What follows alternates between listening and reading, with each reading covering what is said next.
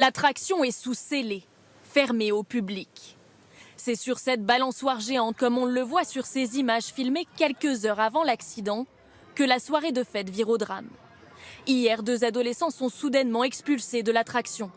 Propulsés à 60 mètres de hauteur et 110 km/h, le choc est très violent. Le garçon de 17 ans décède. La jeune femme de 19 ans polytraumatisée est transportée en urgence absolue vers l'hôpital de Montpellier. Les habitués du parc sont sous le choc.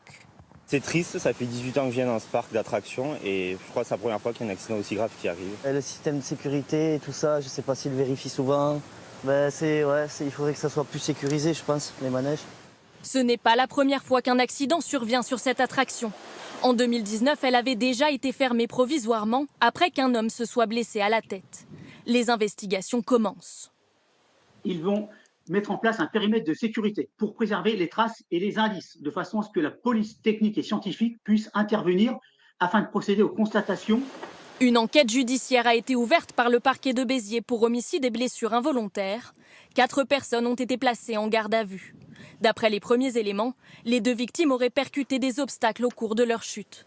Dans un communiqué, le procureur de la République évoque des pistes. Se pose d'ores et déjà la question des conditions d'utilisation de cette attraction par grand vent. Le résultat de ces expertises ne sera connu que d'ici plusieurs mois.